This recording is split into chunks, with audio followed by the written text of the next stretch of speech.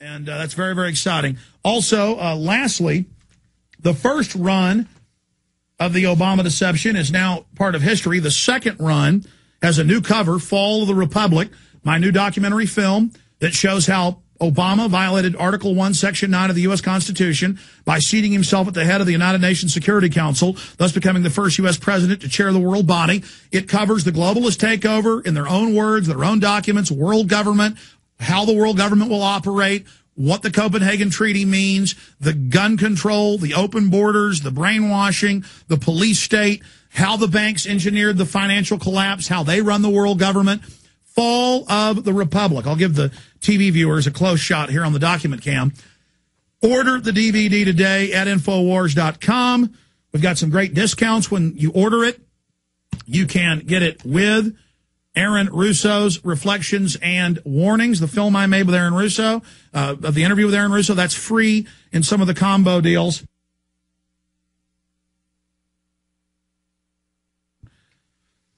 So again, a lot of combos, a lot of specials. Give the gift of truth this holiday season, this Christmas.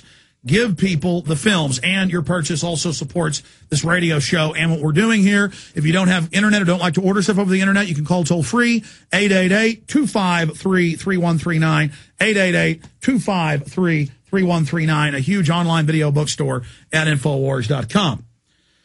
Let's jam in some calls in the rest of this segment. Next segment, then I'm getting into the latest big flu developments. Steve in Michigan, you're on the air. Thanks for holding. Thanks for taking my call. Good to hear from you. I have a question and a comment. Go ahead. And a comment, if I can get to both of them, please. Go ahead. My question is, Deputy Director, Counterterrorism, John O'Neill, the one that was murdered, he, in the film, he claimed that there was a bill or a law passed by the Clinton and Bush administration that stopped them from going after Al-Qaeda and the bin Ladens. Yes. I cannot find that. Is there any kind of a link I could find that PDF file or some kind of document? John O'Neill, in the 6 months before, he was the former head of counterterrorism. He quit the FBI and went public, and he was interviewed by the London Independent and by several other papers. And there was also, this is all in my film, Road to Tyranny, from that I released in February of 2002. And in there, we have the New Yorker magazine talking about him. And they did an article. And he went to the British news mainly. It was even stronger than the few papers in the U.S. and magazines like New Yorker magazine. He said they're going to let bin Laden attack America as a pretext to attack Afghanistan. And then he was hired by the security company that was run by Marvin Bush, and his first day of work in the towers was 9/11. So, right. And then they reported they found his uncharred body. Then they said they found his charred body. A lot of different weird reports, but he did die in the towers. But is there any documenting proof to his claim, though? I mean, as far as not... Well, sir, I mean, he was the FBI. He was a deputy director. They have more than one. He was the head of counterterrorism. I mean, he's a very credible person. He gave those interviews. So, look, I appreciate your call. Stephen Butler told the Sacramento Bee, the San Jose Mercury News, and the AP a month after 9/11. He won't do interviews now. He was threatened. He said, I don't know what happened with 9/11, but Muhammad Atta and others were trained at our bases and were trained at the military base that he was the head of. He was the dean of the Defense Language School in Monterey, California.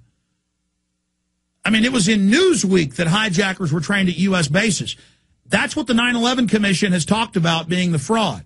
I mean, that's the point. We don't know exactly what happened on 9/11. We just know it stinks to high heaven and was used to launch all these wars and take our freedoms.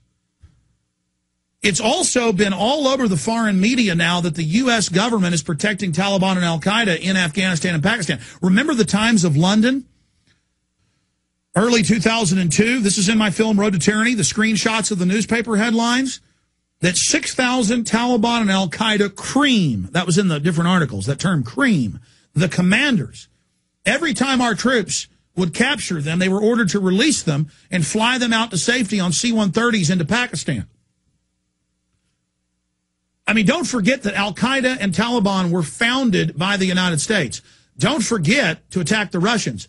Don't forget that Jimmy Carter's national security advisor, Zbigniew Brzezinski, has written 2 books bragging how in '79 he created these groups to attack the Russians out of Afghanistan, to get the Russians to invade Afghanistan.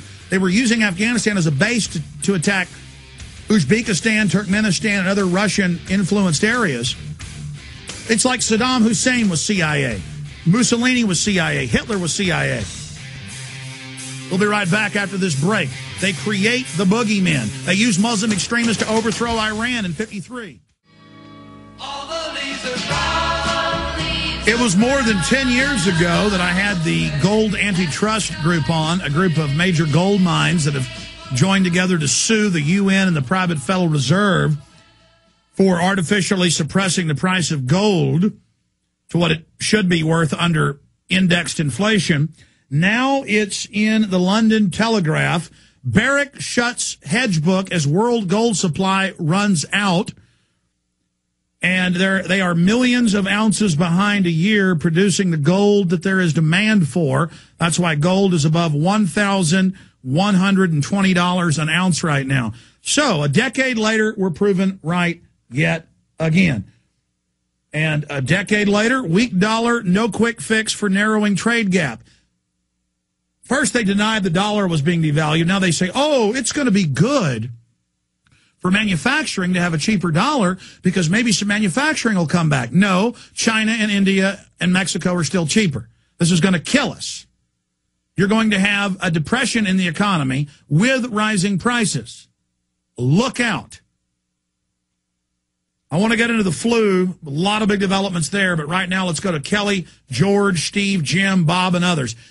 Kelly in Colorado, you're on the air. Welcome. How are you, Alex? Well, my beloved republic is being taken over by criminal offshore banks, and people are starting to wake up, but not fast enough.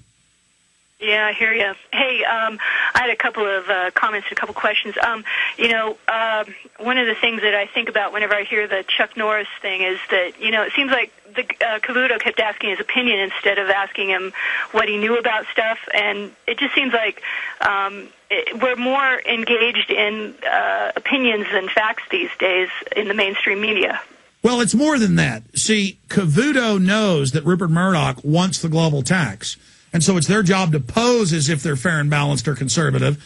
And so he was like, but wait, they just want to clean up the earth. Those folks in Copenhagen, they're real nice. As if the folks in Copenhagen, as if the people in Denmark are bad. That's where the world government is based. One of the major. So that's where they have these big international bodies. And so, Chuck, you don't want to clean up the earth. Carbon dioxide is deadly, Chuck. Plants breathe it, Chuck. We better put a tax on it. It's not that the big bankers, we're going to be paying taxes. And Cavuto talked about how Gore made $100 million. Gore's made over $1 billion off this stuff so far. Called Copenhagen, by the way. I want you to get it wrong, You're saying you pronounce it Copenhagen? There's this whole website that you can go to, and it's kind of a diary of everything that's going on there right now, or that kind of leading up to it and everything. And there are ads all over the internet and stuff like that, and they call it Copenhagen. Oh, okay. Yeah. So you do pronounce it Copenhagen, but you're saying it's Copenhagen. Does the earth have hope? Will we be able to tax you by the mile in your car with satellite tracker boxes, as AP is reporting? Will we be able to tax the beef you eat in your house and federalize everything under UN control? Again, the feds take over the states. They take orders from the UN. Amazing. Copenhagen. The hope. Thank you, Kelly. Yes. Let's go ahead and talk to George in Texas. George, you're on the air. Go ahead. Can you hear me? Yes, I can. The thing is, you hear about with the UN body and all that stuff. I've been trying to get a hold of D.B. Kidd because I want documents that she got from the National Archives on the 17th Amendment. And what she has told me so far is when this 17th Amendment was proposed, none of the states legislatures were in session. This thing is a fraud. And yeah. Let me break that down, and I appreciate your call. That's a long subject. The 17th Amendment Before the 17th Amendment, state legislatures, which we elect, which come from our towns and counties, they would then vote and appoint U.S. senators. So the states control the federal government under the 9th and 10th Amendment. The 16th Amendment gave us the income tax that we didn't have an income tax until 1913 that was meant to fund the private Federal Reserve. And the Federal Reserve also didn't like states controlling the federal government as they're meant to. So they also, and yes, I've had Bill Benson and many other historians on. They went to all of the original 42 states at the time of ratification.